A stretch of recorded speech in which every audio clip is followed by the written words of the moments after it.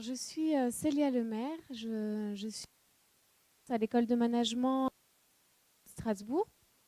Donc, j'ai bien dit les deux, c'est pas une erreur. On est à la fois une école de commerce et une composante de l'université. On est assez fiers de cette spécificité parce qu'on cumule les avantages. Je ne vous parle pas des inconvénients qu'on cumule aussi, hein, mais on cumule au moins les avantages des deux systèmes. Et donc, merci à Céline, Cédric et à toute l'équipe de l'invitation. Aujourd'hui, je suis venue vous parler de la mesure des besoins des personnes handicapées accompagnées par le secteur médico-social. Donc, c'est la thématique de la journée.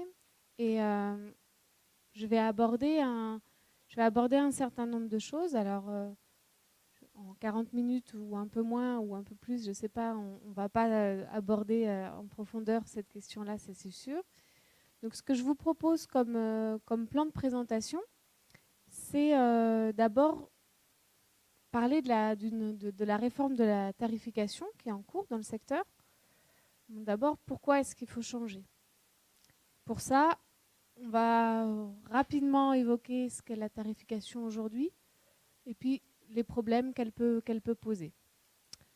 Ensuite, je vais illustrer quelques projets qui convergent autour de ce changement, dans ce sens, dans le sens d'une réforme. D'abord en évoquant les CPOM, les contrats pluriannuels d'objectifs et de moyens. La réforme Séraphin PH, avec donc les nomenclatures. Et puis le tableau de bord ANAP. Alors si je vais aborder ces trois thématiques-là, c'est parce que d'abord, il y a beaucoup de réformes, il y a beaucoup d'outils, de systèmes qui se mettent en place actuellement. Ceux-là, c'est ceux que je connais le mieux. C'est déjà une première chose. Et notamment le tableau de bord ANAP, puisque si je connais un petit peu ce secteur-là, c'est parce que j'ai fait ma thèse sur l'introduction de l'outil tableau de bord ANAP dans le médico-social, en étant dans une région. En fait, j'étais physiquement au sein d'une ARS, de l'ARS Alsace, qui existait encore en tant qu'Alsace. Maintenant, c'est Alsace, Lorraine, Champagne-Ardenne. Et donc, j'ai suivi la mise en place de ce tableau de bord sur 3 ans de thèse, puis encore 3 années pour la suite. Donc, 6 ans, en étant à ce poste ARS et puis en étant également en lien, bien sûr, et en contact direct et régulier avec les établissements et services de la région. Et comme j'étais aussi dans les groupes de travail, bien sûr qu'il y a eu évocation des CPOM et de Séraphin PH.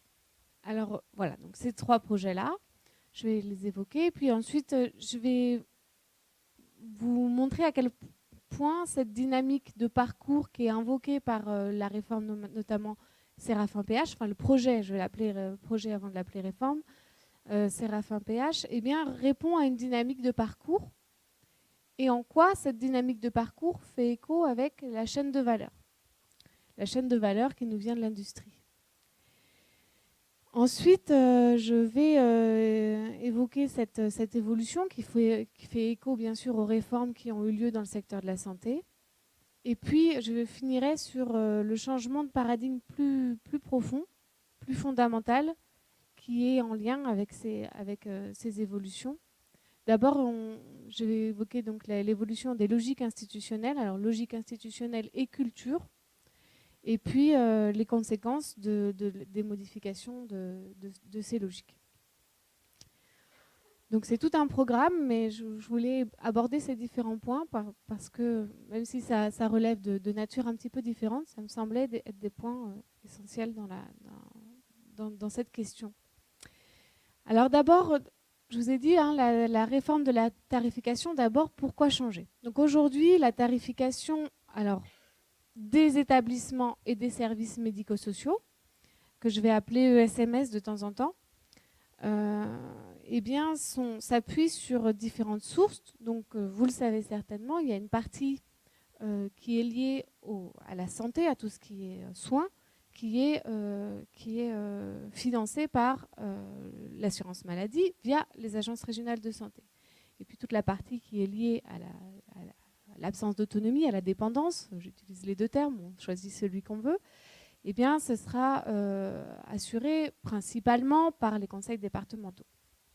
Bien sûr qu'il y a une multitude d'autres acteurs, il y a aussi, dans certains cas, la CAF qui intervient, etc. Mais en tout cas, il y a des tarificateurs différents et qui interviennent avec des logiques différentes. Selon si on parle de dépendance ou de soins, eh bien, ce ne sera pas la même personne, enfin, le même tarificateur qui interviendra. On a un processus budgétaire aujourd'hui dans les établissements et les services médico-sociaux qui fait que les établissements et services établissent des budgets prévisionnels alors que l'année de prévision est terminée. Donc c'est une prévision a posteriori. Et ils reçoivent des notifications budgétaires qui sont également, bien sûr, très tardives. C'est-à-dire que l'année est effectivement déjà passée. Donc on entérine en fait des situations qui sont déjà passées. Avec des pratiques effectivement très différenciées selon les régions, hein, et selon les établissements. Le contenu des budgets, donc on a 3 titres principaux. Et normalement, ces 3 titres ne sont pas fongibles. Ils sont indépendants. C'est-à-dire que tout ce qui est budget relatif aux ressources humaines ne peut pas servir à financer, par exemple, les investissements. Vous voyez, il n'y a pas de possibilité de passer d'un titre à l'autre. Et ce principe d'indépendance des titres, ça fait soit une cohérence parfaite avec les titres, et donc les établissements et les services sont extrêmement contraints, soit ça relève de la comptabilité créative, on va dire ça comme ça. C'est-à-dire qu'ensuite on s'arrange pour faire que ça ne soit pas trop, mais pour avoir une certaine marge de manœuvre, parce que sinon pour les établissements et les services, c'est très restreint. Alors les problèmes concrets que ça peut poser, ce type de financement et ce type de budgétisation, c'est qu'on va avoir par exemple un poste d'aide-soignante qui va être financé à 75% par l'assurance maladie, à 25% par le conseil départemental. Donc ça suppose que les structures, que les autorités de tarification se mettent d'accord. Ça veut dire qu'on a une très bonne coordination entre les autorités de tarification pour autoriser un établissement ou un service à embaucher quelqu'un. Donc ça pose des concrets et très fréquents. Et on sait à quel point c'est facile, hein, de coordonner les autorités de tarification. C'est super facile. Et en plus, avec la multitude des établissements et des services qui existent. Donc, c'est un des prérequis qui suppose un bon fonctionnement. Et ces prérequis dépendent des dynamiques locales.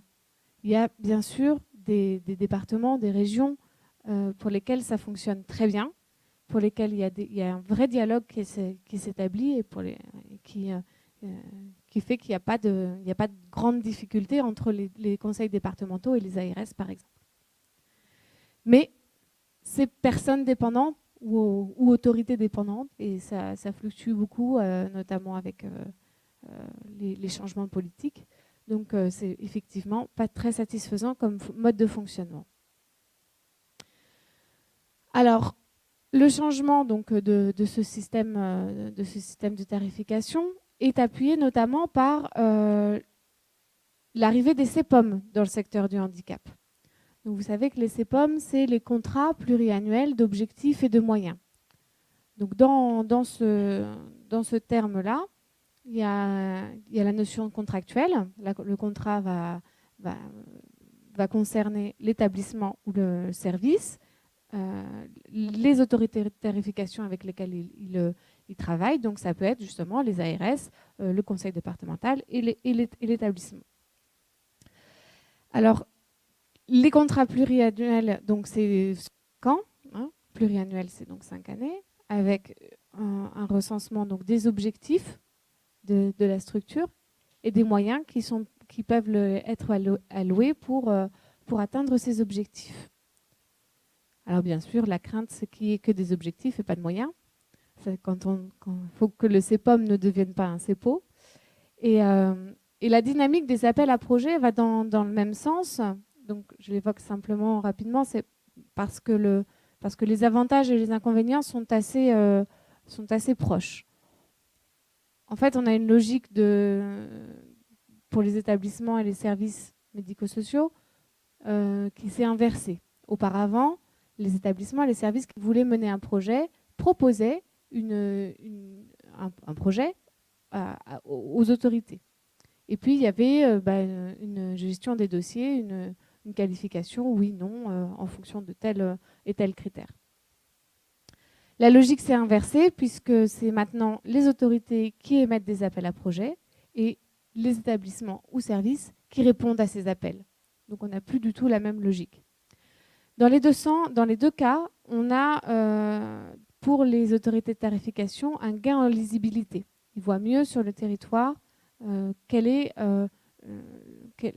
qui fait quoi, et il y a donc plus de lisibilité dans le temps pour s'il y a des besoins qui doivent être assouvis, comment on y répond. Alors, l'inconvénient, du point de vue de l'autorité, c'est qu'il faut assurer un suivi régulier. C'est-à-dire qu'on a conclu un CEPOM, il ne faut pas le laisser tomber, il faut aussi s'assurer que le long des 5 années, et ensuite qu'il y a un respect de part et d'autre de ce CEPOM. Du point de vue de l'ESMS, donc des établissements ou des services médico-sociaux, on peut envisager que ça augmente les marges de manœuvre. On peut aller un petit peu au-delà des fameux titres qui fonctionnaient en tuyau d'orgue qu'on ne pouvait pas faire fonctionner entre eux. Donc ça peut être potentiellement une augmentation des marges de manœuvre, mais c'est aussi potentiellement une difficulté plus grande pour les petits ESMS qui n'ont pas une taille critique suffisante pour pouvoir répondre aux appels à projets ou pour pouvoir constituer un CEPOM avec un véritable pouvoir de négociation, positif, je parle bien sûr, mais aussi un problème de compétences qui peut se révéler, compétences notamment en termes de négociation, en termes de calcul, de besoins pour répondre aux objectifs qui lui sont alloués. Alors, dans la même dynamique, donc il y avait le tableau de bord ANAP. Je vous assure, je ne vous en ferai pas trop long parce que je peux en parler plein, mais je vais simplement... J'ai une slide. Donc, c'est celle-là. Simplement, je ne sais pas ce que vous savez de cet outil. Il s'agit du premier outil commun au secteur personnes âgées et personnes handicapées, qui a été initié en 2009 par la DGCS et la CNSA. Donc, en gros, les évaluateurs et les tarificateurs, les législateurs tarificateurs du médico-social. Et l'objectif initial de ce tableau de bord, qui a été porté par l'ANAP, l'Agence nationale d'appui à la performance, c'est en fait une sorte de gros consultant étatique qui traite des questions de santé et du médico-social. Donc la commande initiale, c'était pour simplifier les systèmes d'information, pour y voir plus clair dans le médico-social. Et à partir de là, l'ANAP a pris la commande et a proposé un tableau de bord. Donc un tableau de bord qui en fait ressemble un peu à ce qu'on appelle en management le balance scorecard. C'est un tableau de bord en 4 axes qui est équilibré dans plusieurs sens, mais notamment parce qu'il ne va pas se focaliser uniquement sur l'aspect financier. Donc il y a les quatre axes que vous pouvez voir là. Les profils et accompagnement des personnes. Donc en gros, c'est l'activité et puis les profils des personnes qui sont accompagnées. L'axe finance. L'axe finance qui traitait justement principalement du suivi budgétaire, des écarts entre ce qui était prévu et ce qui a été alloué. Les ressources humaines et matérielles. Et puis les objectifs. Dans les objectifs, il y avait les systèmes d'information et les objectifs en termes de qualité. donc objectif qualité et notamment évaluation interne, évaluation externe des établissements et des services. Donc ces 4 axes ont été adressés en répondant à 3 niveaux. Donc le premier niveau, c'était un niveau de dialogue entre établissement ou service et autorité de tarification. Donc des indicateurs clés qui permettent d'établir, d'être une base de dialogue. Il y avait un autre niveau de pilotage interne. Là, c'est pour les structures elles-mêmes. Donc des indicateurs qui sont plus utiles en interne que dans le dialogue avec les autorités. Et puis le niveau 3 de benchmark. Alors benchmark, c'est en fait c'est indiqué comme un niveau différent, mais il s'appuie sur les mêmes indicateurs. C'est finalement le résultat de la structure sur un indicateur comparé aux résultats des structures du même type, donc selon des groupes plus ou moins homogènes. Voilà, donc là on est dans une logique de tableau de bord et donc d'indicateurs de performance, puisque l'ANAP c'est l'Agence nationale d'appui à la performance, et on va également donc dans ce sens d'une évolution du secteur et donc d'un changement de logique. Troisième projet, c'est celui qui est plus directement lié aux nomenclatures et potentiellement au changement de tarification du secteur. Eh bien, c'est le projet donc services et établissements, donc réforme pour une adéquation des financements au parcours des personnes handicapées. C'est ça que ça veut dire, Séraphin, PH. Alors, on pourra reparler déjà du nom du terme, puisque ça commence par service. Déjà, rien que ça, c'est un signal, parce qu'on avait tendance jusque-là à parler d'établissements et services médico-sociaux. Là, hop, les services passent en premier. Est-ce qu'il y a un message subliminal à entendre peut-être ? Et de quoi s'agit-il ? Donc ce projet, c'est en fait une nomenclature qui est destinée à définir les besoins en accompagnement des personnes en situation de handicap. Alors, vous avez vu dans la slide, c'est passé de personnes handicapées en situation de handicap. Je ne trancherai pas aujourd'hui. Mais par contre, juste une anecdote par rapport à ça, je n'ai pas voulu intervenir pour... C'était pas vraiment lié, mais dans une des recherches que j'ai menées là, il y a très peu de temps, j'ai posé la question, alors quel est l'impact de la situation de handicap sur le management ? C'était la thématique de recherche qui m'intéressait à ce moment-là. Et alors la responsable d'un service m'a dit, mais c'est quoi cette question ? Si on parle d'inclusion, ça n'a pas de sens votre question. C'est juste quelqu'un qui est en face. Donc voilà, l'idée de... Alors là, on part dans des débats philosophiques, mais est-ce qu'on a vraiment besoin de parler de handicap si on s'adresse vraiment à une personne, la personne avec toute sa réalité, toutes ses réalités, puisqu'on est tous au moins handicapés de plein de façons, même si ce n'est pas reconnu par la MDPH. Ce qui est important, c'est aussi d'avoir l'autre en face. Je ferme la parenthèse. Alors le besoin, dans ce projet Séraphin PH, a été défini comme un écart à la norme, en prenant en compte les besoins, le projet de vie de la personne, un écart à la norme. Ça, c'est la définition du besoin. À chaque fois qu'il y a un écart à la norme attendu, eh bien, on peut définir un besoin. La prestation, puisque la nomenclature, c'est les besoins et les prestations, la prestation, c'est défini comme un service avec une valeur ajoutée. Dans la valeur ajoutée, eh bien, il y a l'action elle-même et tout ce qui va relever des fonctions support, tout ce qui peut apporter à l'action elle-même, l'action d'accompagnement. Ça inclut donc les actions justement de l'établissement lui-même, de la personne en situation de handicap et de l'environnement. Il y a 4 principes principaux, majeurs dans ce projet, alors qui sont édictés, qui sont précisés. D'abord, passer d'une logique de place dans un établissement, dans un service, à une logique de réponse aux besoins. Il y a 3 domaines qui sont évoqués, donc la santé, l'autonomie et la participation sociale. On va parler de prestations directes et indirectes. Par rapport à ce que je vous disais, il y a des prestations qui sont directement liées à la réponse aux besoins et puis d'autres qui sont plus indirectes. Et dans chacune des prestations directes, quand on a prestation directe, en fait, on a des actions réelles. On parle d'actions et donc d'activités qui s'organisent en processus. Alors, ces principes donc, de nomenclature, je vais simplement faire un petit échappe pour vous montrer concrètement à quoi ressemble Séraphin PH. Ah oui, c'est ça. Ok, merci.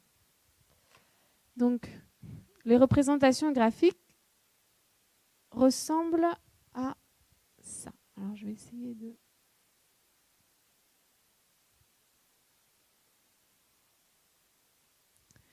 Alors, vous avez donc la nomenclature des besoins. Il y a différents niveaux. Hein. Donc là, ce n'est pas hyper détaillé, mais c'est assez pour la présentation là, de l'heure. Mais tout ça, c'est disponible facilement sur Internet. Donc, vous voyez que par rapport aux besoins, on retrouve les 3 dimensions dont on a parlé, santé, somatique psychique, autonomie, et puis participation sociale. Donc là, on a par exemple des besoins en matière de fonction mentale, psychique, cognitive, système nerveux, relatif à la voix, la parole, les dents, etc. etc. En termes d'autonomie, en lien avec l'entretien personnel, mobilité, les relations, les interactions avec autrui, j'en passe. Et dans la participation sociale, encore quelques exemples, les besoins pour accéder au droit à la citoyenneté, à la vie sociale, se déplacer en moyen de transport, etc. Donc ça, c'est la première nomenclature, les besoins. Deuxième type, les prestations, qui sont censées répondre à ces besoins. Un exemple pour l'accompagnement pour exercer ses droits, un accompagnement à l'expression du projet personnalisé, à l'exercice des droits et des libertés, accompagnement pour participer à la vie sociale, du lien avec les proches et le voisinage, etc., etc. Et vous avez la même chose pour le soin et l'autonomie. Dernière image, dans cette nomenclature des prestations, on voit donc les prestations qui sont indirectes et qui se distinguent des prestations directes. Donc les fonctions de gestion, de management, les fonctions logistiques sont des fonctions indirectes, mais qui participent bien sûr directement à la réalisation du besoin, à la valeur ajoutée elle-même. Alors pour revenir à ça, vous voyez que cette logique qui est suivie par le projet Séraphin PH répond à la dynamique de parcours et à la chaîne de valeur. Donc, je ne sais pas si vous êtes très coutumier de porteur et de la chaîne de valeur, pas tous.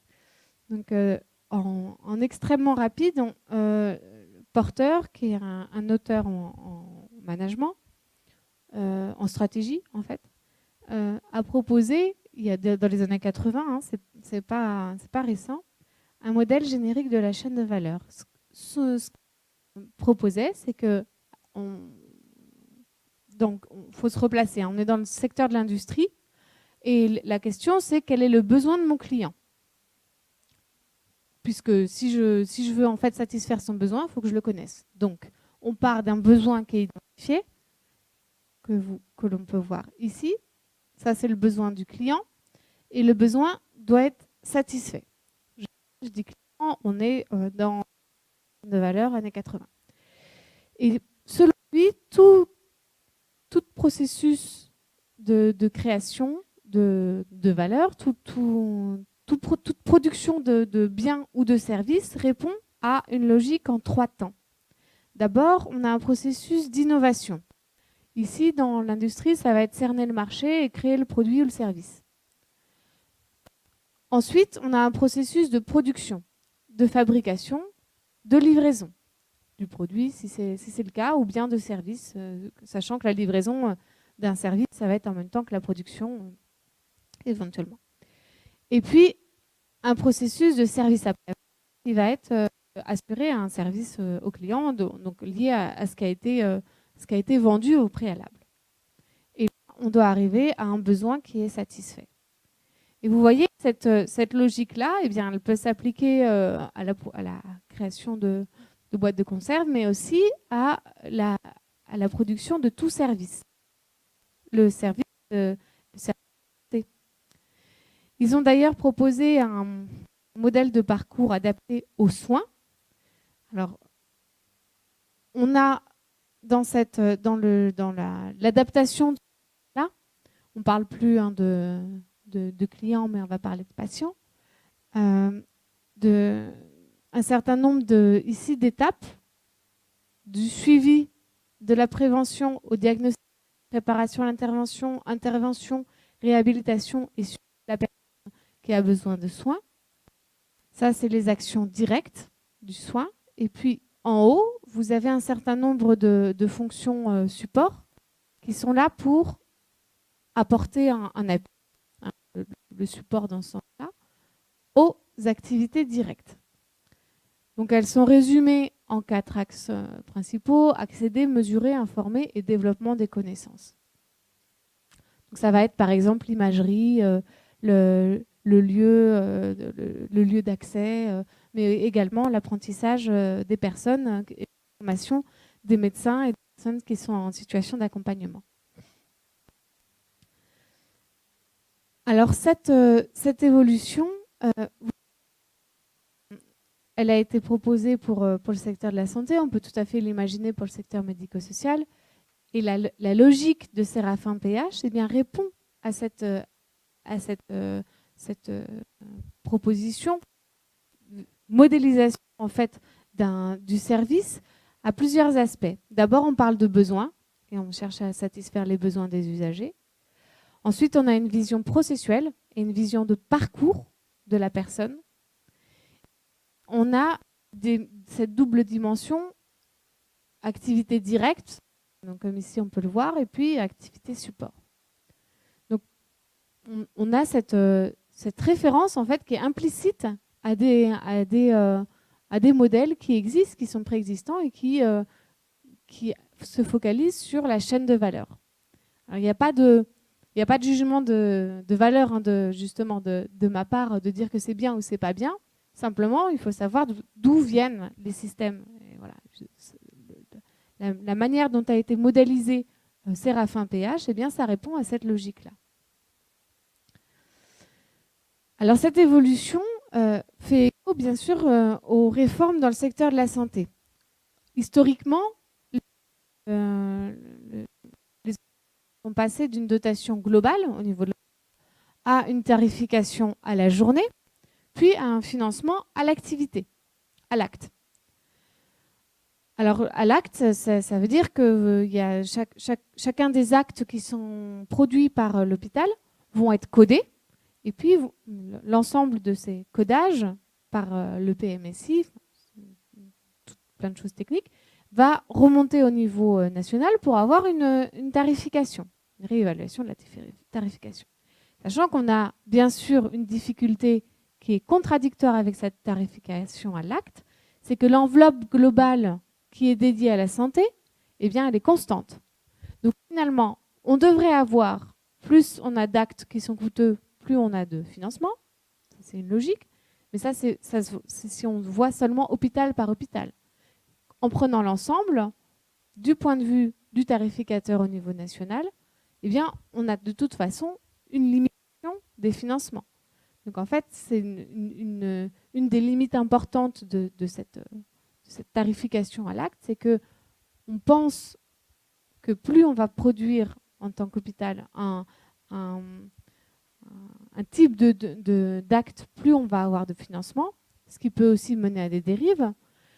Eh bien, en pensant comme ça, on peut avoir des dysfonctionnements puisque les financements sont en fait contraints eux-mêmes. Et on peut se demander si cette réforme donc, de tarification sur la base des nomenclatures Séraphin PH, eh bien, est-ce que ce n'est pas une préfiguration de cette tarification à l'acte? les autorités vont vous dire que non, hein. Il y a une FAQ actualisée en janvier là, de 2018 qui précise que non, ce n'est pas directement lié, même si c'est aussi assumé que ça préfigure et qu'il y a une étude des coûts qui est réalisée actuellement. Et les changements que j'ai évoqués là, jusque-là, eh bien, ça relève d'un changement donc plus profond, d'un changement de paradigme que la seule évolution du système de tarification. Avec tous ces projets, en fait, on est en train de voir une évolution de la culture du secteur et des logiques institutionnelles. Alors, il y a, en fait, j'ai dit une évolution, mais il y en a plein. On passe d'une culture de l'oralité à une focalisation sur la formalisation. On formalise de plus en plus, on fait des améliorations continues avec des processus qualité, etc. On passe d'un contrôle a posteriori à un contrôle a priori. Et on passe d'une logique de structure, d'une logique soit établissement, soit service, à une logique de parcours. Point d'interrogation. Hein. Pour l'instant, ce n'est pas encore effectif, mais il y a quand même cette dynamique qui s'instaure. Alors, pour reboucler un petit peu avec la recherche, avec la recherche que j'ai faite sur l'implantation de la construction de l'outil tableau de bord ANAP, en fait, il y avait eu, j'avais notamment mis en évidence qu'il y avait justement cette logique culturelle qui avait évolué presque au détriment de l'outil. Pour être très concret, en fait, l'outil, le tableau de bord ANAP que je vous ai montré, il est assez peu utilisé par les structures. C'est plus utilisé comme un outil de reporting classique, comme une remontée de chiffres pour les ARS, que comme un outil de pilotage. Donc on a vu une évolution de l'outil comme étant non pas concrètement utilisé, pas très utile, mais par contre, il a permis, en tout cas, il a favorisé un changement plus profond culturel où on a une dimension de performance qui est moins taboue qu'hier, notamment donc, par l'intervention de ce tableau de bord. Alors, ici, c'est un résumé de la littérature qui traite des relations interorganisationnelles et de ce que peut faire un outil dans les relations interorganisationnelles. Alors, pourquoi interorganisationnelles? Parce que quand on parle du secteur médico-social, eh bien, on parle de structures qui sont différentes, qui ont des frontières juridiques qui sont différentes et qui sont tout de même à organiser en réseau. Donc, un outil peut permettre la construction des relations, initialement, des relations interorganisationnelles. Il peut aider à des mécanismes de coordination, mais aussi à l'interaction et la relation à l'intérieur de la relation interorganisationnelle. Et on a plusieurs dimensions dans un outil. Un outil, c'est une planification, donc c'est la formalisation des objectifs. C'est aussi un aspect cybernétique, plus technique. Il y a inclus dans l'outil une récompense, qu'elle soit explicite ou non, elle existe. Et puis, il y a un élément plus administratif et enfin, un élément culturel. Je vous épargne tous les auteurs qui ont parlé de tout ça. Mais ce que j'ai pu mettre en évidence, désolé, c'est en anglais, je n'ai pas eu le temps de la retraduire. Ce que j'ai pu mettre en évidence, c'est que la mise en place du tableau de bord ANAP a été utile dans la première dimension, c'est-à-dire la création d'un réseau interorganisationnel, notamment en mélangeant les établissements pour personnes en situation de handicap et personnes âgées dépendantes, et selon tous les niveaux qu'on a vus dans l'outil, hein, l'outil dans l'ensemble, pas seulement l'outil technique, mais tous les niveaux.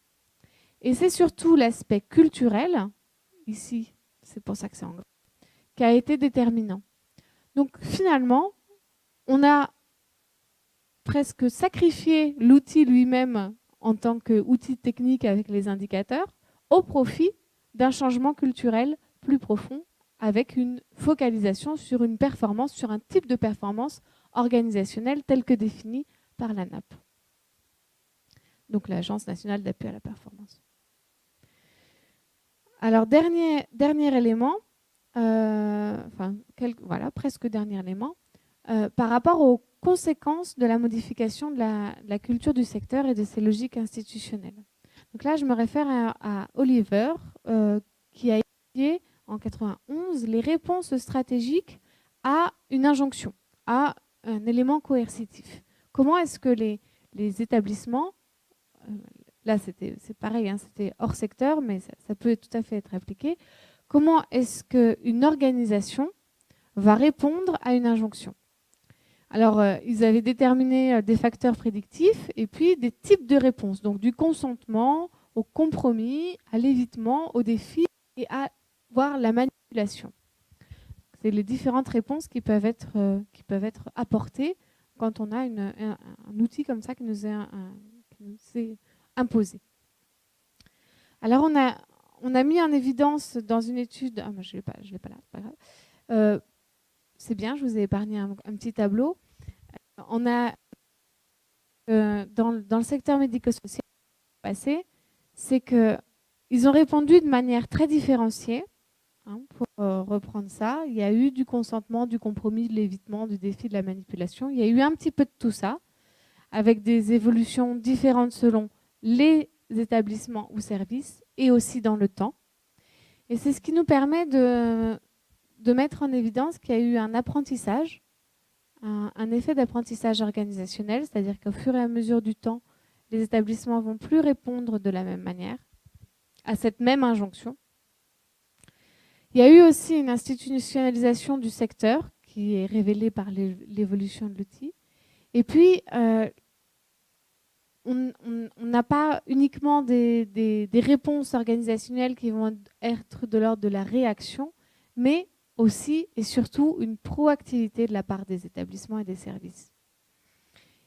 Et dans cette conséquence donc, des modifications des logiques, en fait, je pense qu'il peut être intéressant de s'interroger, c'est quel va être justement l'impact pour les établissements et services qui sont plus isolés, qui sont moins organisés en réseau ou qui ont un organisme gestionnaire un peu moins puissant. Quel va être l'avenir pour ces structures-là? Est-ce qu'on ne va pas arriver à des méga-structures qui seront seulement celles qui pourront répondre aux appels à projets, aux CEPOM et à une articulation de tous les mécanismes tels qu'ils sont attendus?